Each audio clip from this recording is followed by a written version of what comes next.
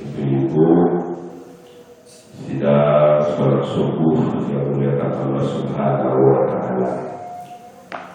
Pada pagi yang cerah ini, yang sejuk ini, dan rupanya kita selalu bersyukur kepada Allah Subhanahu wa Ta'ala dengan segala nikmat dan rahmat yang Beliau berikan kepada kita, sehingga kita dapat pada pagi hari ini untuk melangkahkan kaki melaksanakan sholat subuh berjamaah, dan insyaallah akan dilanjutkan dengan taklim yang insyaallah akan diberi ganjaran pahala yang berlipat ganda Allah Subhanahu wa Ta'ala.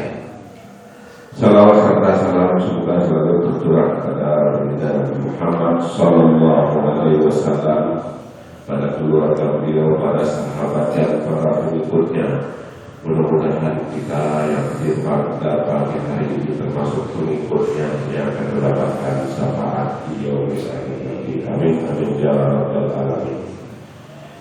Bapak-bapak, ibu-ibu yang dimuliakan Allah Subhanahu wa Ta'ala, bertepatan hari kedua bulan Muharram dan minggu kelima bulan Juli.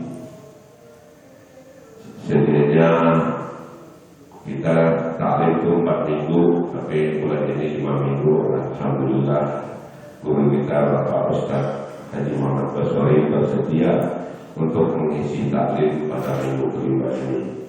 Adapun tema pada taklim minggu kelima ini adalah memaknai hijrah Rasulullah Sallallahu Alaihi Wasallam. Dan bertepatan dengan tahun baru ini, ya kita juga khususnya pada mengingatkan pada diri sendiri dan pada bapak-bapak dan ibu, kita kesempatan untuk hijrah dari yang kurang baik jadi baik, jadi dari malas menjadi tidak malas, dan bisa lebih rajin untuk meningkatkan amal ibadah kita kepada Allah Subhanahu wa Ta'ala. Untuk marilah kita sama-sama mendengarkan tausiah pagi, dan sebelumnya marilah kita buka tausiah pagi ini dengan membacakan surah Al-Fatihah. Semoga Allah selalu memberikan kekuatan iman kepada kita, memberikan kesehatan, memberikan rezeki yang luas, sehingga kita dapat melaksanakan ibadah, melaksanakan seluruh perintahnya dan menjauhi seluruh larangannya. Bila hadratin Nabi Mustafa Muhammadin sallallahu alaihi wasallam. Al-Fatihah. A'udzu billahi minasyaitonir rajim. Bismillahirrahmanirrahim. Alhamdulillahi rabbil alamin, arrahmanir rahim, maliki yaumiddin. Iyyaka na'budu wa iyyaka nasta'in. Ihdinas siratal mustaqim. Siratal ladzina an'amta 'alaihim ghairil maghdubi 'alaihim waladdallin. Rabbi firli wal walidayya amin. Bapak-bapak, ibu-ibu yang Allah, marilah kita sama-sama mendengarkan tausiah sesuai tema yang telah diberikan kepada Ustaz kita, yaitu memaknai hijrah Rasulullah Sallallahu Alaihi Wasallam. Pada guru kita Bapak Ustaz Haji Muhammad Basori, waktu dan tempat kami persilakan.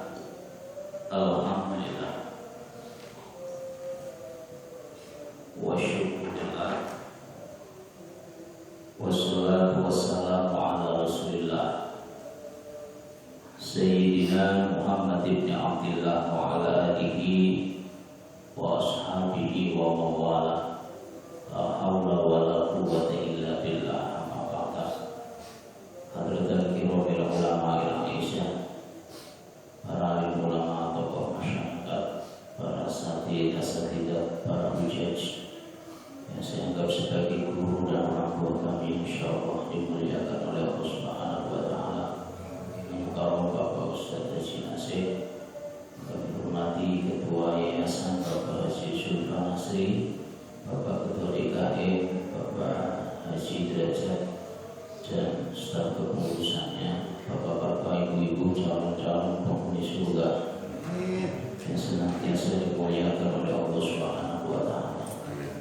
Puja dan puji syukur kehadirat Allah Subhanahu wa Ta'ala yang telah memberikan ribuan bahkan miliaran kenikmatan kepada kita semuanya, sehingga alhamdulillah pagi ini kita bisa berkumpul bermuliaan dalam rangka ta'lim bersama. Semoga apa yang telah kita laksanakan dan akan kita laksanakan senantiasa mendapatkan ridho dan berkah dari Allah Subhanahu wa Ta'ala. Salawat disertai dengan salam semoga Allah curahkan kepada baginda alam Nabi Muhammad Sallallahu Alaihi Wasallam, juga mudah-mudahan tercurahkan kepada keluarganya, sahabatnya, dan umatnya, khusus yang hadir pada kesempatan kali ini. Semoga kelak di kiamat mendapatkan syafaatnya. Amin ya Allah ya Rabbal Alamin. Para jemaah sekalian yang Allah cintai, mari kita baca suratul Fatihah. Semoga apa yang akan kita bahas bersama menjadikan ilmu yang bermanfaat, ilmu yang bisa mendekatkan diri kepada Allah Subhanahu wa Ta'ala. La hadirin mustafa sayyidina Muhammad sallallahu alaihi wasallam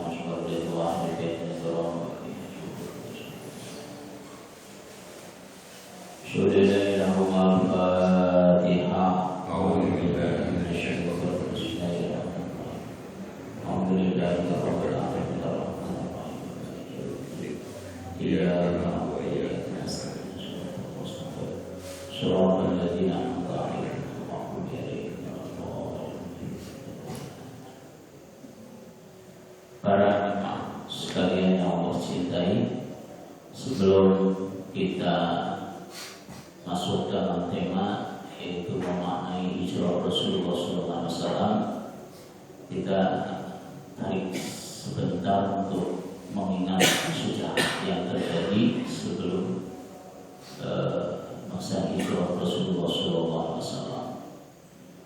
Jadi kalau hijrah itu sesuatu yang dilakukan perpindahan dari satu tempat ke tempat lain, itu namanya hijrah secara umum. Atau dari tingkah laku yang tidak baik menuju ke tingkah laku yang baik, dari sesuatu yang tidak baik menuju yang baik. Makna hijrah pindah. Jadi semuanya kita itu lagi hijrah semuanya, muhajirin. Orang-orang yang hijrah namanya muhajirin. Muhajirin kumpulan jamak, yaitu orang-orang yang hijrah. Kalau perempuan semuanya namanya muhajirah. Nah, orang yang menetap dimanapun sebelum kita datang namanya ansor. Pun Nabi Muhammad sebelum datang, orang Madinah itu disebut kaum Ansor. Jadi hijrah itu adalah pindah. Ini sebenarnya kalau kita itu pelajari makna hijrah, ini ada satu pelajaran. Kalau memang kita itu memaknai hijrah secara syar'an, secara syariat, itu ada perintah dari Allah Subhanahu wa Ta'ala, sebagaimana Rasulullah juga diperintahkan oleh Allah Subhanahu wa Ta'ala untuk pindah. Pertanyaannya kan kenapa pindah? Pertanyaannya kenapa hijrah? Kita lihat bahwa sejarah mengatakan bahwa Rasulullah SAW menyampaikan sesuatu hal yang baik yang Allah perintahkan, menyebarkan agama Islam di tempat di mana dia dilahirkan, yaitu kota Mekah. Awalnya itu secara sembunyi-sembunyi, face to face, perorangan. Kemudian secara door to door sudah, sembunyi-sembunyi sudah. Kemudian diperingatkan oleh Allah Subhanahu wa Ta'ala, Nabi Muhammad disuruh berdakwah secara terang-terangan. Apa yang terjadi? Sesuatu yang baik yang Allah perintahkan, toh itu adalah perintah Allah. Apakah tidak ada tantangannya? Justru tantangannya itu luar biasa. Sama seperti kita itu disuruh untuk sholat berjamaah, suruh ngaji, suruh berbuat baik. Dan itu memang perintah Allah. Apakah memang tidak ada?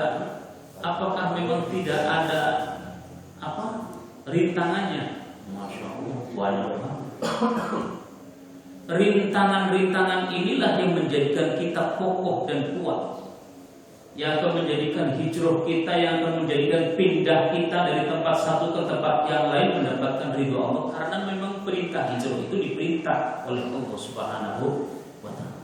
Melihat keadaan Rasulullah di kota suci Mekah, ia dihina, ia dicaci maki, bahkan diboikot, bahkan sahabat-sahabatnya banyak yang dibunuh, Pak. Banyak yang dibunuh. Akhirnya apa? Rasulullah SAW tadinya itu mau pindah sebelum hijrah karena nggak kuatnya dengan perilaku kaum kafir. Tapi Rasulullah SAW senantiasa nunggu perintah Allah. Inilah kita tuh kalau memang mau mempelajari kehidupan Rasulullah itu, apapun itu semuanya atas perintah Allah. Semuanya atas perintah Allah. Melihat suatu keadaan, kalau belum disuruh pindah, Rasulullah enggak.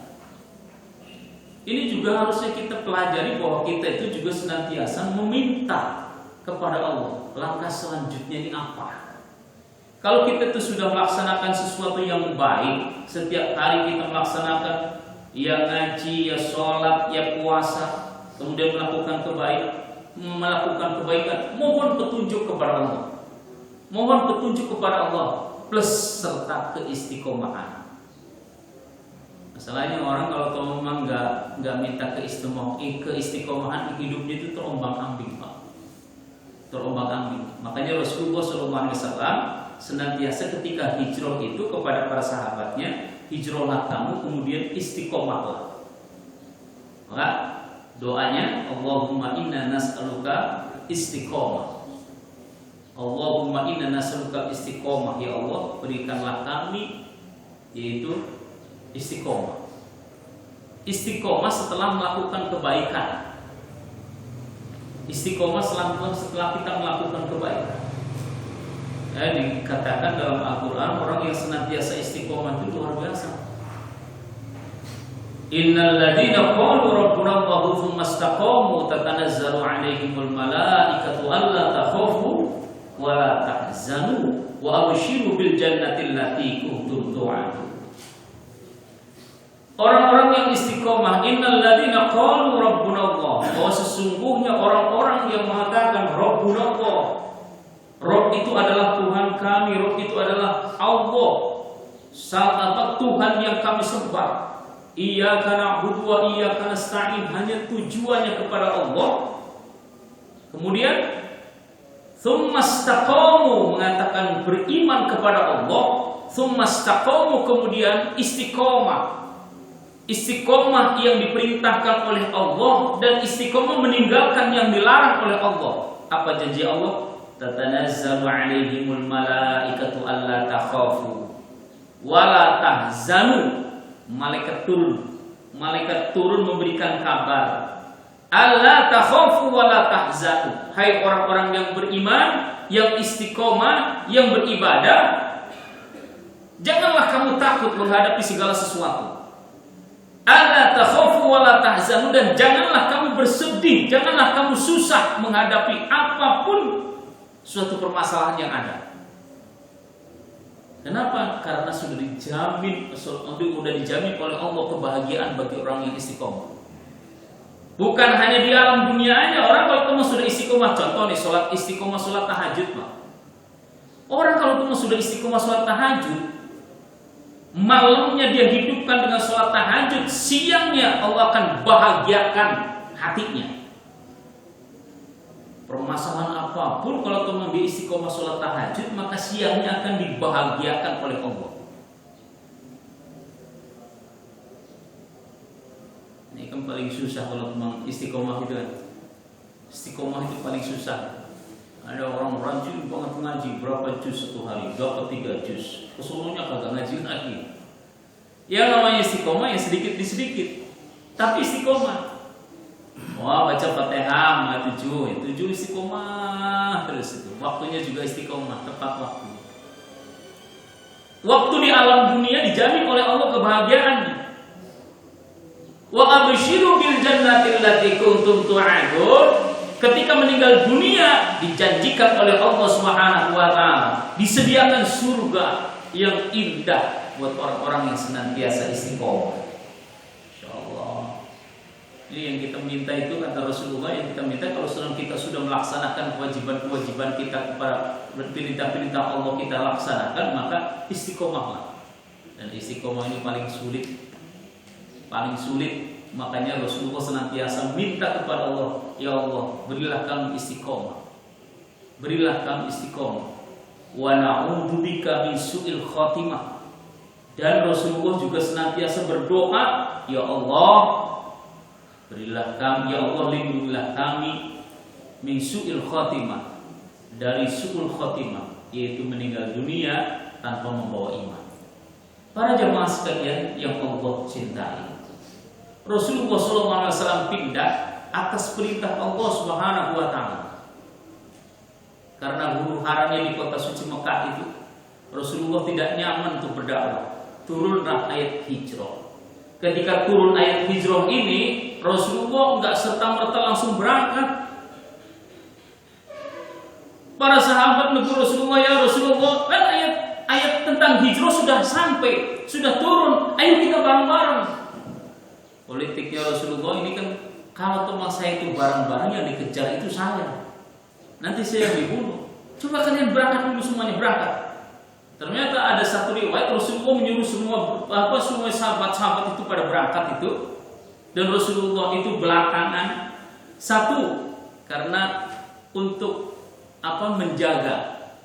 menjaga sahabat-sahabat yang mau hijrah itu biar lolos semuanya. Dia orang-orang kafir Quraisy itu fokus terhadap Rasulullah. Wah, Rasulullah belum pergi gitu. Maka diincar, siang malam itu diincar. Akhirnya dengan sepakat kaum kafir Quraisy itu bermusyawarah, bagaimana nih kalau teman tuh Nabi Muhammad lolos ini, kita kalah berarti ini. Gimana kalau teman kita bunuh? Itu orang-orang kafir penggede-penggede itu semuanya itu pada musyawarah bagaimana menjegal Nabi Muhammad supaya nggak jadi hijrah ke Madinah. Kalau dibunuh, kalau itu mau dibunuh, pasti Bani Hashim itu nanti akan marah dan akan nuntut. Bagaimana kalau teman itu ada salah satu orang kafir itu memberikan usul, bagaimana kalau teman kita itu bunuh rame-rame? Kalau teman bunuh rame-rame itu kan nggak kena hukum itu. Nah, akhirnya apa? Bikin sayembara siapa orang yang mau menangkap Rasulullah hidup atau mati, maka akan diberikan onta 100 onta. Nah, itu politiknya orang-orang kafir, makanya diabadikan oleh Allah dalam Al-Quran, wa makaru wa makarullah. Dia itu mempunyai rekadaya, mempunyai usaha yang buruk terhadap kekasihnya. Allah juga mempunyai rekadaya juga. Dan rekadayanya Allah semuanya itu yang baik. Silahkan orang kalau kamu mau menghancurkan siapapun orang yang baik, kalau kamu sudah diridhoi sama Allah, Allah lah yang akan memeliharanya. Allah sendiri yang akan melindunginya. Orang-orang kafir Quraisy yang mengumpulkan pemuda-pemuda yang gagah berani, yang dijanjikan dengan hadiah-hadiah yang luar biasa untuk mengepung rumah Rasulullah SAW. Pokoknya kalau memang membunuh rame-rame itu nanti nggak kena hukum, nanti Bani Hashim itu nggak bakalan nuntut. Bener Pak. Itu malam itu rumah Siti Khadijah itu dikepung oleh orang-orang kafir.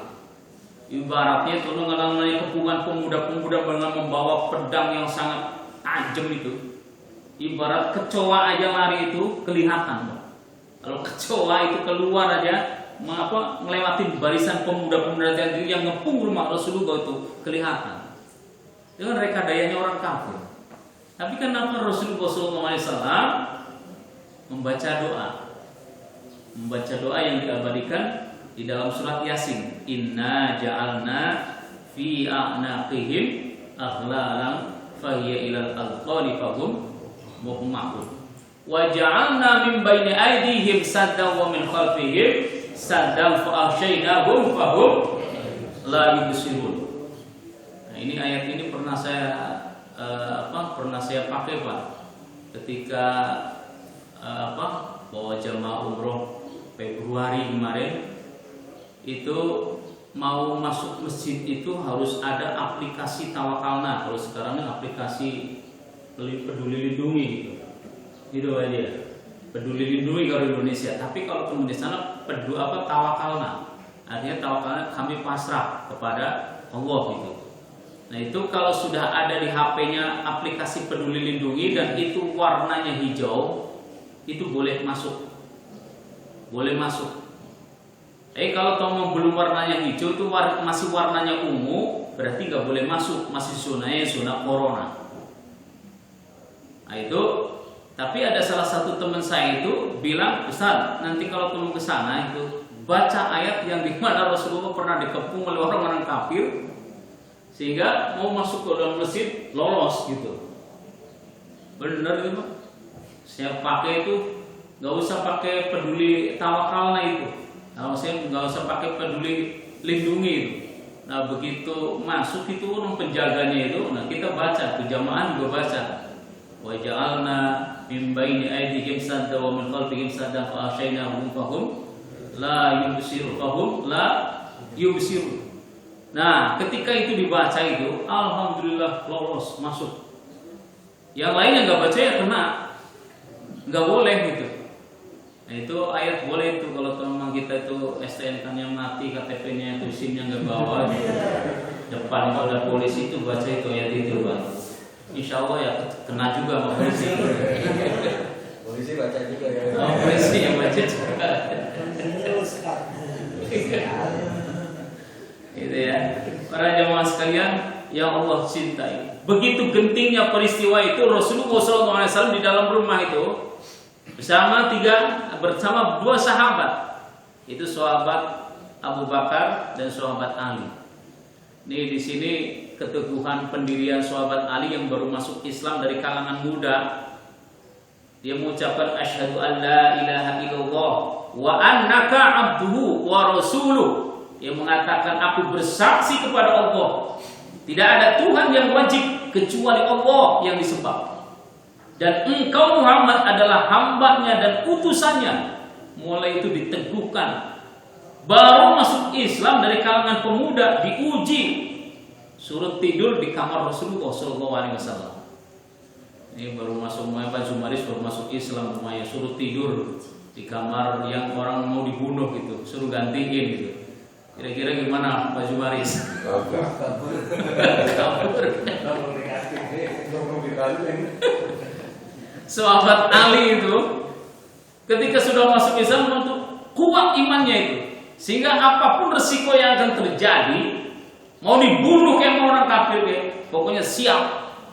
Maka pada waktu itu jaminannya kita mempertahankan iman itu adalah surga. Kalau zaman sekarang kan enak Pak, namanya kita sholat itu nggak ada gangguan. Coba kalau itu bapak-bapak sholat di Masjidil Aqsa. Kalau sekarang tuh sholat di Masjidil Aqsa gangguannya itu lagi sholat dan tembakin itu alhamdulillah di Baitul Mawadah aman-aman aja gitu. Dan lebih aman-amannya saking amannya Pak, orangnya yang datang itu juga orangnya. Saking amannya orangnya datang itu juga. Yang nggak datang merasa gak aman, sholatnya di rumah gak aman di Masjid Baitul Mawadah gitu. Para jemaah sekalian yang Allah cintai, ketika Rasulullah SAW menyuruh kepada sahabat Ali, ya Ali, kamu tidur di kamar. Ini kalau memang pemuda nggak soleh, Pak, pemuda nggak soleh, cuman hanya pemuda pinter aja. Beda kalau soleh itu taat sama perintah Allah, tapi kalau pinter, ya pinter ngomong doang. Soleh dengan pinter itu beda itu. Nah, sahabat Ali ya soleh, ya pinter, ya soleh, ya cerdas. Ketika disuruh tidur di kamar Rasulullah, itu senang Pak, senang. Kenapa? Kalau kamunya dibunuh meninggal dunia, surga jaminannya. Surga jaminannya. makanya senang. Ya kalau teman pemuda Nabi sahabat Ali itu adalah pemuda yang pinter doang Pak. Jawabannya langsung kayak gini jawabannya. Ya Ali, ini kamu tidur di kamarku. Apa jawabannya kalau pemuda pintar? Jangan Rasulullah, saya kan masih muda. Sahabat Abu Bakar aja udah tuaan gitu.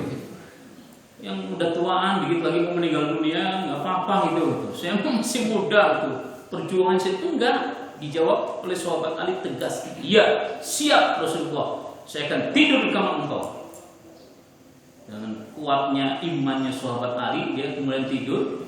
Nah, Rasulullah SAW kemudian mengambil dalam salah satu riwayat itu mengambil pasir gitu ya, mengambil pasir kemudian disebul ayat tadi itu disemburkan keliling, taburkan keliling. Allah menurunkan angin yang sangat dingin. Angin yang sangat dingin itu bercampur dengan debu tadi itu. Semua pemuda-pemuda yang mengepung rumah Siti Khadijah itu semuanya itu terlelap tidur, dan tidurnya itu kayak orang capek banget. Ini kan bapak-bapak kalau memang bapak-bapak ibu kalau memang tidur kalau terlalu capek banget, boro-boro yang namanya suara kelotak tikus saja itu gak bakalan bangun. Itu orang kayaknya itu orang semuanya itu capek, saking capeknya itu. Ini kekuatan doa. Kekuatan doa Rasulullah SAW yang diajarkan. Makanya kita itu jangan sampai ninggalin doa. Ini kan doa itu kan merupakan salah satu ibadah. Karena Allah nyuruh, hai manusia, ud'uni astajib lakum. Berdoa kamu sekalian kepada aku, astajib lakum, pasti akan aku kabulkan. Dan ketika kita berdoa aja. Kapan dikabulinya? Jangan harap. Jangan harap. Kadang-kadang ada orang putus asa, Pak. Saya doa, udah tahun-tahunan doa. Tapi kagak dikabul-kabulin. Allah iya memang ya, kita disuruh berdoa, tapi Allah yang mengabulkan. Hanya kita itu nurutin aja. Kapan dikabulkannya? Kalau teman kita tuh cepet-cepet pengen dikabulin itu, Allah itu sebenarnya lagi ngeliat kita. Kenapa doa kita lama nggak dikabulin? Allah ngeliat kita seneng kalau teman ada hambanya merengek-rengek minta. Sambil berdoa, sambil beribadah, berdoa, meminta terus kepada Allah. Allah itu senang, makanya dia dikabulin. Takutnya kalau teman dikabulin, akhirnya apa? Kagak doa lagi. Maka diistiqomahkan doa. Rasulullah SAW apapun dalam keadaan apapun, Rasulullah selalu mengangkat kedua tangan minta petunjuk dan minta berdoa kepada Allah Subhanahu Wa Taala.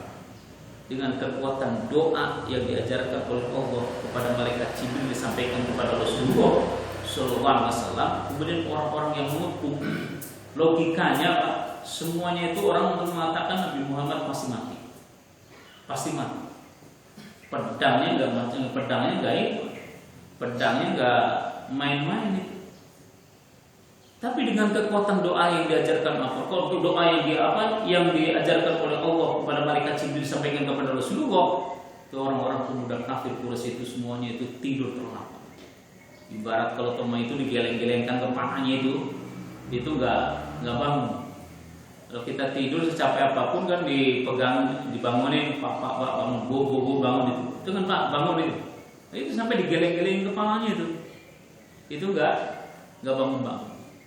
Akhirnya Rasulullah SAW pergi bersama sahabat Abu Bakar. Nah, ketika sahabat Abu Bakar itu arahnya tuh ke selatan. Kalau teman sekarang itu para jamaah itu berjalan 5 kilo dari kota suci Mekah itu ada Gua Sur. Gua Sur itu kayak kapal, kayak perahu tapi terbalik. Nah, di situ Rasulullah SAW bersama sahabat Abu Bakar menyembunyikan diri. Nah, ketika sampai situ Rasulullah SAW mau masuk gua, sahabat Abu Bakar minta, ya Rasulullah jangan masuk dulu. Saya akan bersihkan dulu semuanya.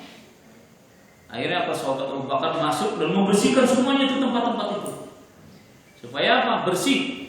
Ada tali, ada ularnya, ada kalajengkingnya, semuanya dibersihkan oleh sahabat Abu Bakar. Nah, ketika sudah bersih semuanya, Rasulullah bersama sahabat Abu Bakar masuk dan istirahat. Nah, ketika istirahat para jemaah, Rasulullah capek jalan.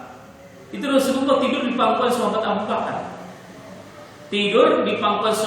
Bakar.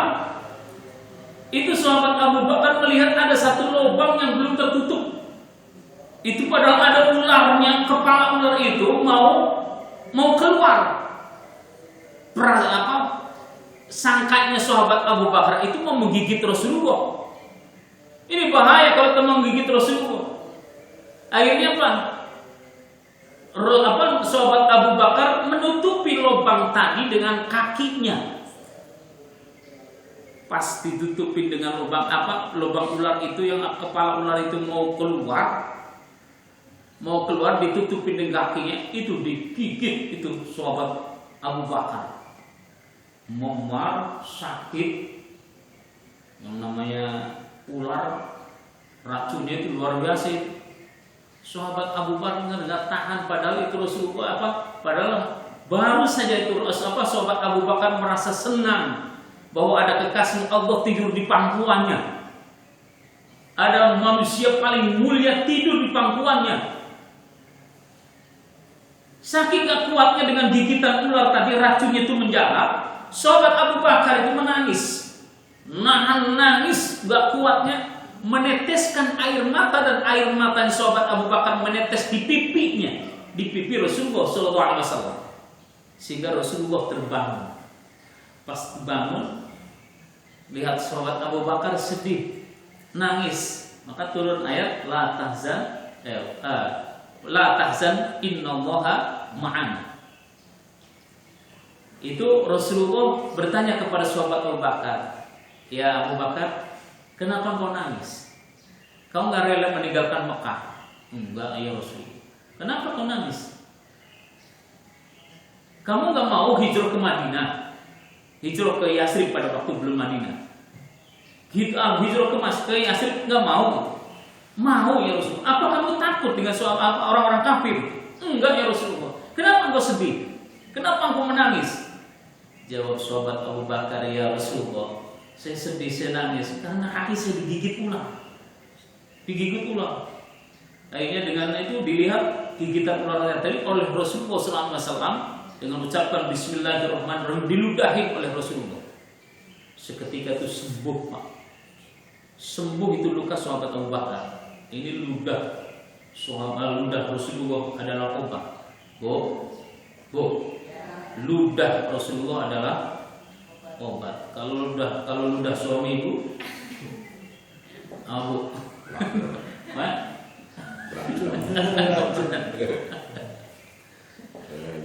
para jemaah sekalian yang Allah cintai, di gua Sur tadi itu Rasulullah melihat ada orang goreng nasi ya. Masalahnya suara mic-nya itu lebih keras suara gorengan.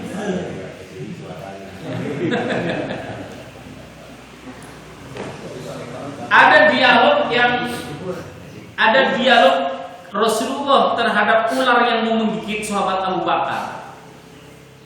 Setelah Rasulullah meludahi kaki sahabat Abu Bakar yang bengkak tadi itu karena racunnya ular tadi, sembuh. Kemudian Rasulullah melihat mana ularnya, mana lubangnya. Dilihat, itu ya Rasulullah. Itu ularnya masih ngeliatin. Ditanya oleh Rasulullah, wahai ular, kenapa kau berani-berani menggigit sahabatku?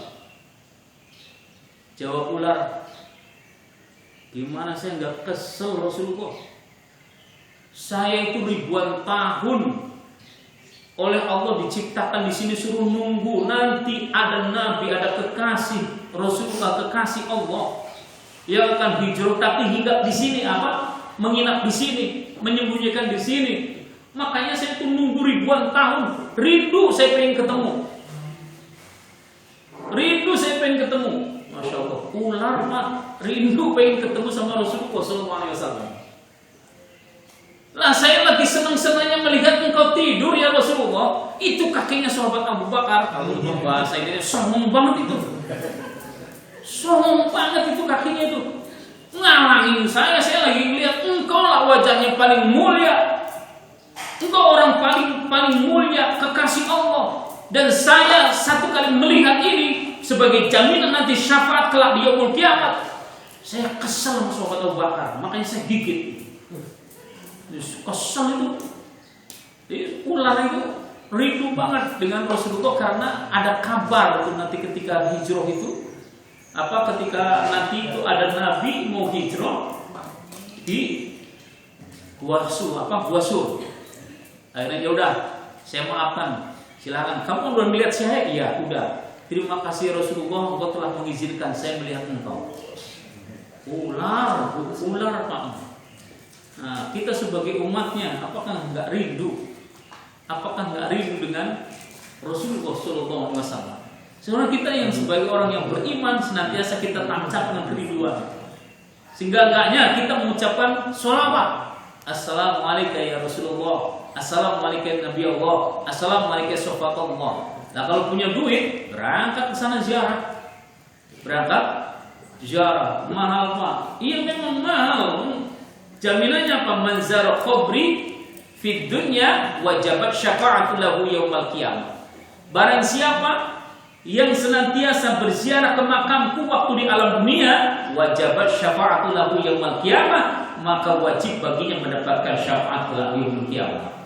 Nah kita kan nggak bertemu sama Rasulullah, tapi jaminannya bagi orang yang berziarah ke makamku waktu di alam dunia, wajib baginya mendapatkan syafaat. Mudah-mudahan yang sudah berangkat ke sana, kesana lagi mudah-mudahan.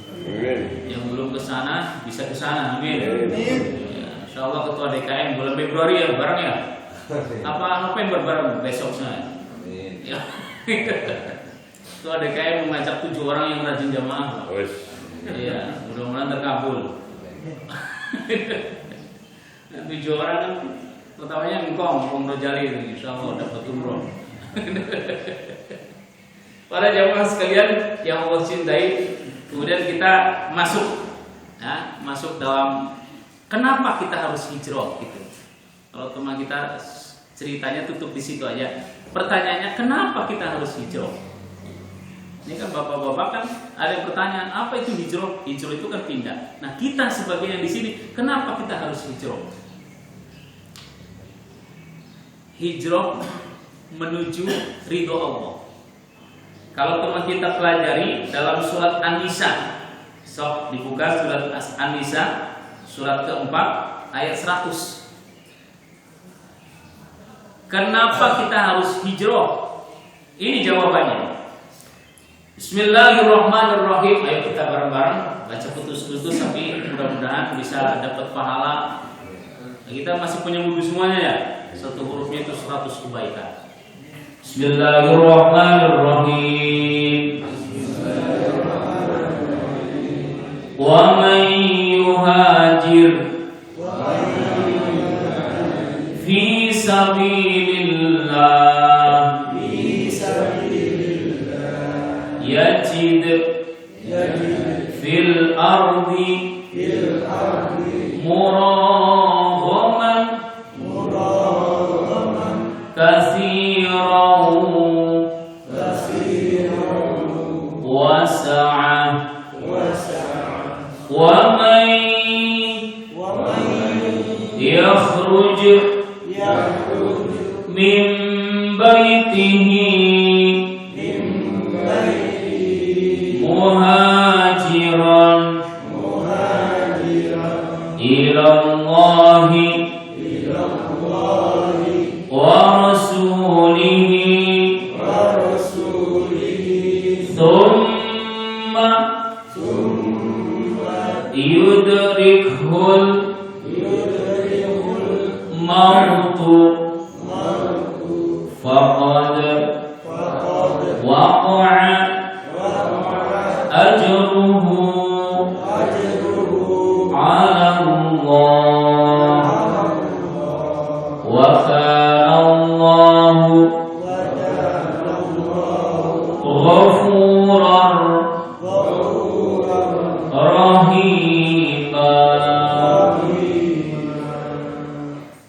Dan barang siapa wa man yuhajir, dan barang siapa yang berhijrah mau pindah untuk yang lebih baik.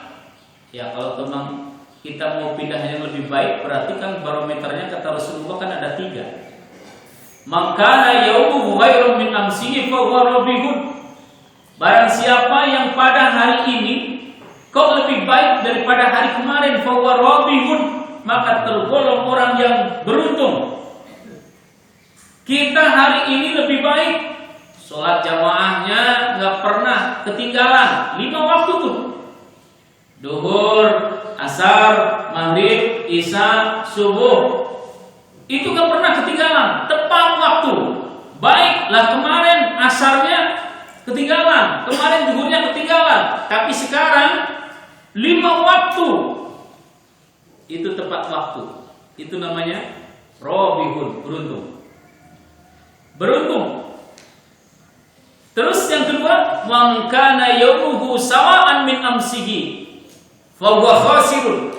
Dan barang siapa yang pada hari ini kok sama aja seperti hari-hari kemarin, tidak ada peningkatan dalam amal ibadahnya, fa huwa khasirun, maka tergolong orang yang rugi. Kenapa emang rugi? Kata Rasulullah, ruginya umur itu berkurang. Umur itu berkurang. Kontrak kita kalau di alam dunia ini 63 tahun umur Rasulullah SAW. Sekarang sudah ada orang yang umur 50 tahun. Berarti berapa tahun lagi? 13 tahun lagi. Ada yang sekarang sudah umur 60 tahun. Berapa tahun lagi?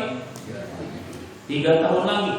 Yang paling repot Pak, sudah umur 62 tahun 11 bulan. Sebulan lagi, jangan pantangan dah. Jangan pantang emping makan dah emping gitu. Emping, daging kambing gitu ya. Daging kambing makan. Namanya emang 1 bulan lagi kontraknya mau habis. Jangan disandal. Gitu ya. Kalau kita itu umurnya semakin berkurang, kok amalnya tidak meningkat, sama aja seperti kemarin, fahuwa khasirun, maka tergolong orang yang rugi. Ini yang paling keberangsak lagi baru materi yang ketiga ini. Makana yawmusu'an min amsihi fahuwa halikun.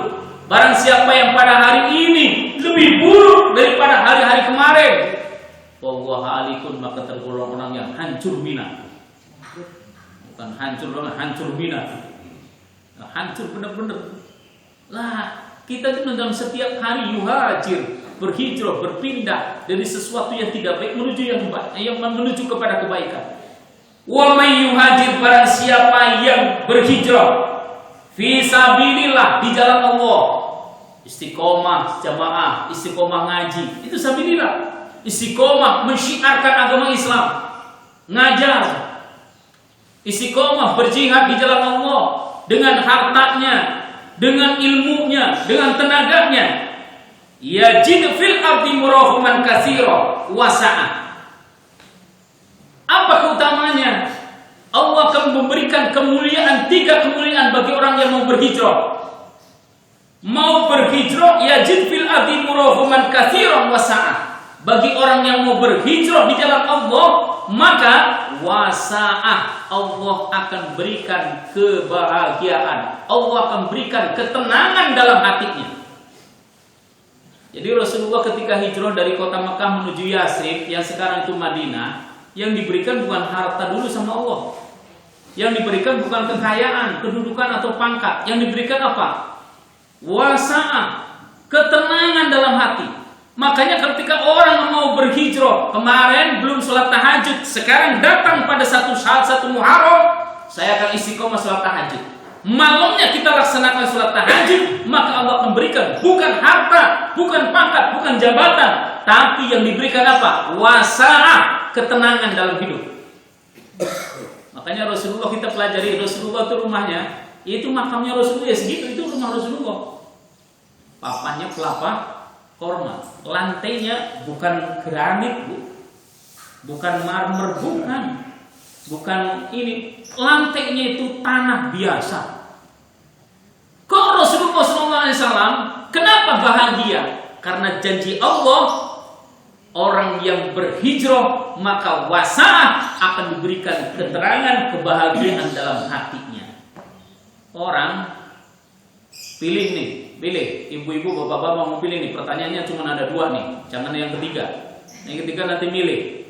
Pertama, jadi orang kaya gelisah, mau jadi orang kaya gelisah atau jadi orang miskin bahagia? Nggak ada pilihan yang lain, cuma dua. Jadi kan Bro jadi pasti jawabnya jadi orang kaya bahagia itu. Enggak ada pertanyaan lain ini. Jadi orang kaya gelisah atau jadi orang miskin tapi bahagia? Mantap, nggak ada. Pertanyaannya nggak ada. Bu, nomor 1 apa nomor 2? Jadi orang kaya gelisah atau jadi orang miskin bahagia? Nomor 2, alhamdulillah. Bapak-bapak gimana? Nomor 2, yang dicari itu orang kalau menghijrah itu Allah akan berikan wasa'ah, ketenangan dalam batinnya. Ketenangan dalam batin, tenang Pak, suatu permasalahan apa itu datang, ujian cobaan datang bertubi-tubi, tapi orang yang berhijrah mau dekat dengan Allah Subhanahu wa taala, tak mau lagi Allah, maka yang Allah berikan pertama kali adalah bukan harta, bukan pangkat, bukan jabatan, bukan kekayaan, tapi yang Allah berikan wasa'ah, ketenangan dalam batin. Orang kalau habis baca Al-Quran seneng nggak? Seneng nggak? Kalau orang habis sedekah seneng nggak? Seneng nggak? Orang mau sedekah aja udah seneng banget. Habis sedekah lebih seneng lagi. Kenapa? Karena merealisasikan, mewujudkan niatnya. Ini seharusnya juga kita terapkan. Orang ini setiap hari Ahad itu ada pengajian. Pasangkan niat senang dulu. Wah, ada pengajian, seneng nih. Mau ngaji, seneng. Setelah ngaji dapat ilmu, senang. Maka bagi orang yang mau ngaji itu kan hijrah, mau menuntut ilmunya Allah akan berikan wasa'ah, keluasan hati, kelapangan hati, ketenangan jiwa, hatinya itu senang terus. Ini yang Allah berikan bagi orang yang berhijrah. Mau kita kan semuanya kita kan pengen senang, pengen bahagia. Bukan hanya dunia aja tapi akhirat. Caranya bagaimana? Wa may yuhajjir fi sabilillah. Berhijrah menuju jalan Allah Subhanahu wa taala. Jadi kalau teman ayat ini diterangkan, sudah tahu, kemudian enggak dipraktekin, kemudian enggak lebih mendekatkan diri kepada Allah, malah semakin jauh kepada Allah dan bersatu Muharram diperingati, tapi tidak ada efek kebaikan dalam batin kita. Mau cara apa lagi Allah mengingatkan kepada kita? Dengan cara apa lagi Allah itu mengingatkan kepada kita supaya kita dekat dengannya? Pengajian sudah ada, setiap hari Ahad ada, tapi kita itu nggak ngaji-ngaji. Dengan cara apa lagi Allah memberikan hidayah kepada kita? Ini satu. Wa may yakhruj min baitihi muhajiran. Yang kemuliaan bagi orang yang berhijrah itu 3. Yang 2 Allah berikan di alam dunia, yang 1 Allah berikan ketika sakaratul maut. Kemudian wa may yakhruj min baitihi muhajiran ila Allah wa rasulih, dan barang siapa yang berhijrah atas nama Allah dan Rasulnya, atas nama Allah dan Rasulnya. Kenapa? Ketika turun ayat hijrah ini, para sahabat berbeda pendapat. Ayo kita pindah ke Madinah. Kenapa emang? Perempuan cantik-cantik itu yang matanya mata perempuan. Ayo kita itu hijrah ke Madinah, karena di Madinah perdagangan bagus-bagus. Itu yang dalam otaknya itu adalah bisnis terus. Ayo kita ke Madinah, karena di Madinah itu lebih baik segala-galanya. Turunlah ayat innamal a'malu binniyat. Hadis innamal a'malu binniyat, segala sesuatu itu tergantung dengan niatnya. Makanya Rasulullah mengingatkan, kita hijrah itu bukan karena wanita, kita hijrah bukan karena perdagangan, kita hijrah itu karena Allah dan Rasulnya. Siapa yang hijrah karena Allah dan Rasulnya, maka wanita dapat, perdagangan dapat, kemewahan dunia dapat, dan kebahagiaan akhirat juga dapat. Maka bagi orang yang senantiasa hijrah, kita keluar dari rumahnya, hijrah menuju Allah Subhanahu wa taala, maka Allah akan berikan kecukupan dalam hidupnya. Tenang batinnya, cukup rezekinya. Ini kan orang kenapa hidup di alam dunia itu gak cukup? Orang itu banyakkan keinginan, bukan mementingkan kebutuhan, tapi banyakkan memberi apa?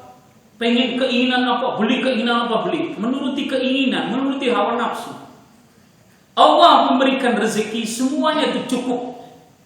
Kenapa nggak cukup? Karena satu orang yang nggak mau bersyukur, yang kedua orang tersebut menganggap bahwa sesuatu yang diberikan oleh Allah, ya udah, cuma itu.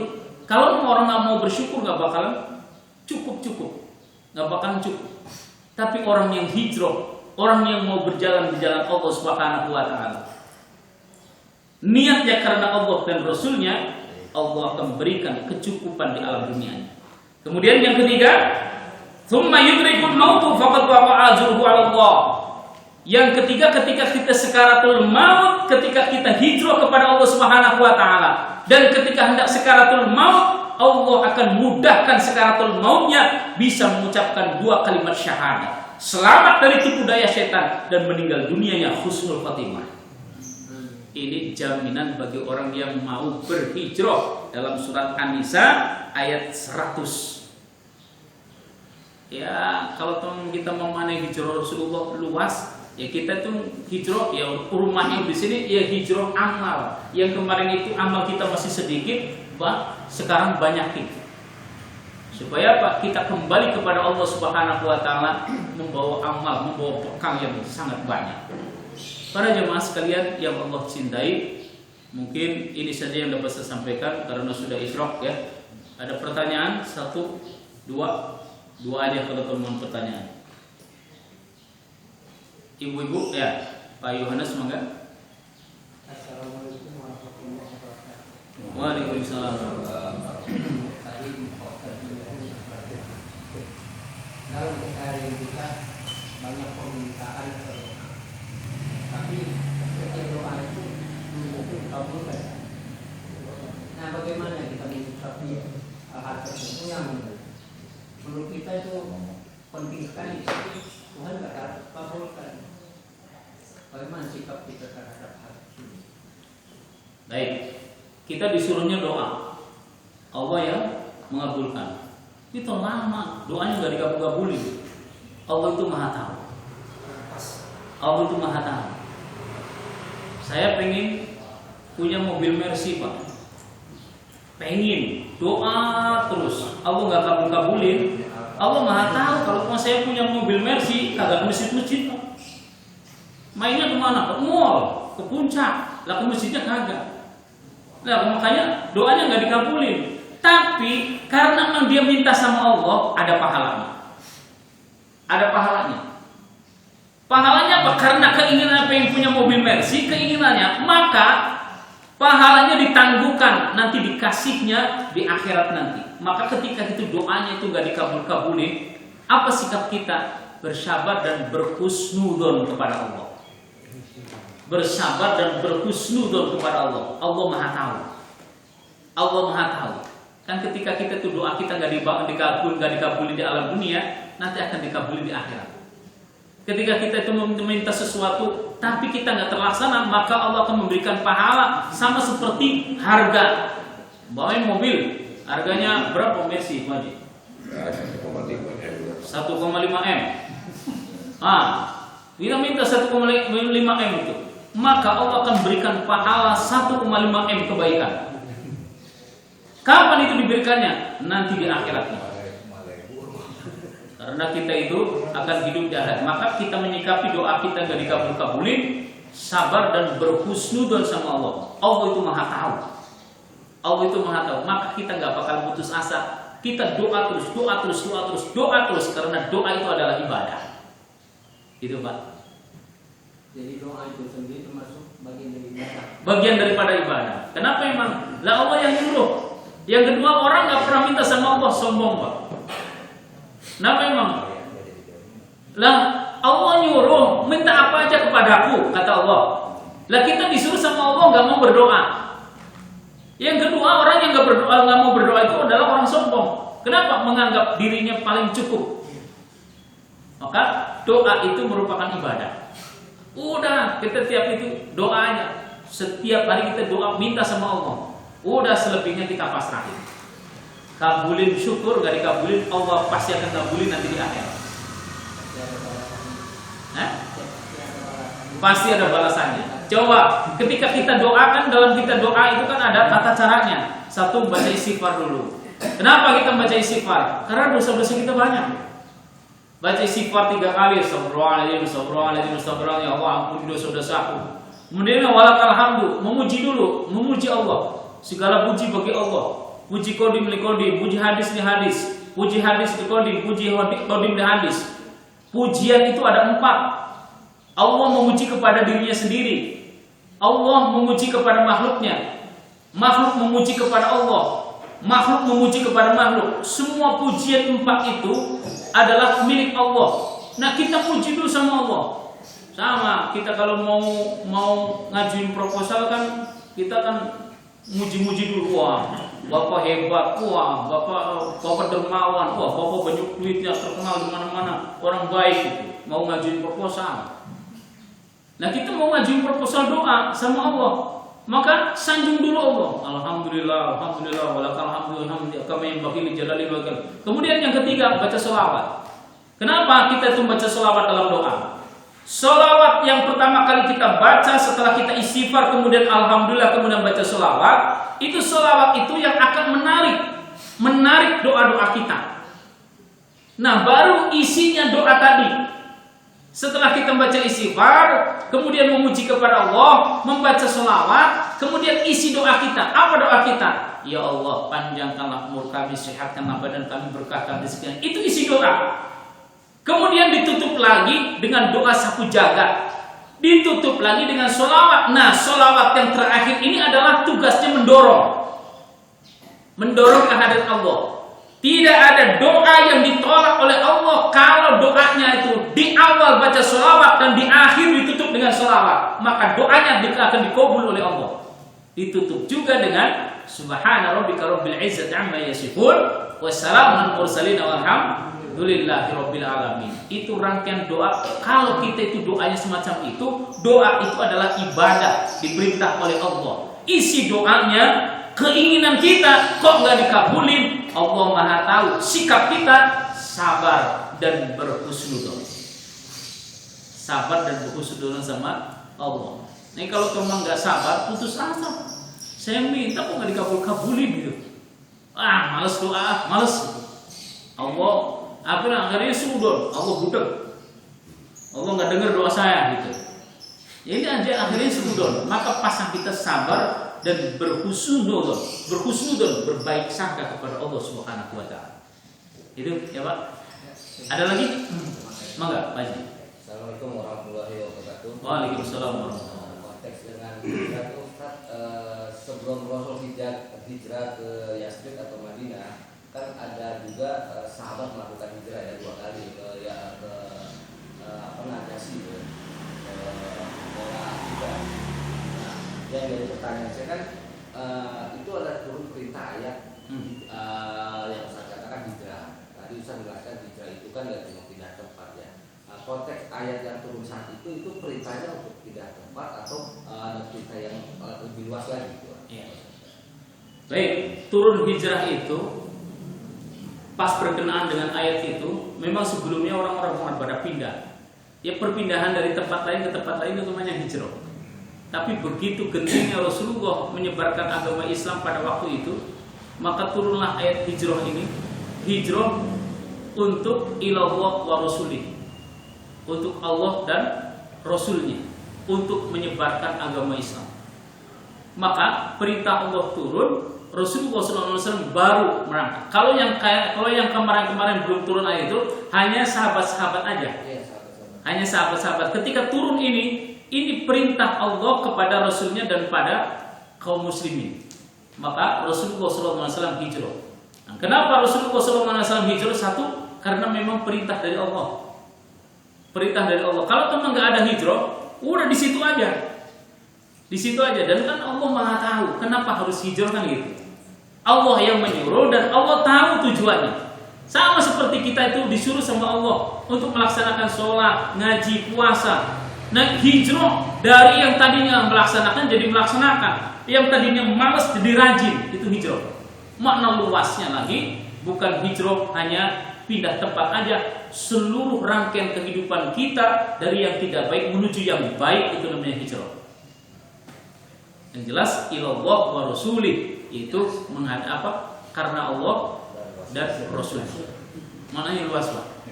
Ya kalau teman zaman sekarang tuh, oh saya mau hijrah, hijrahnya itu dilihat dulu, pindahnya dilihat dulu. Saya mau pindah, pindahnya dilihat dulu. Pindah kemana nih gitu? Pindah kemana nih gitu?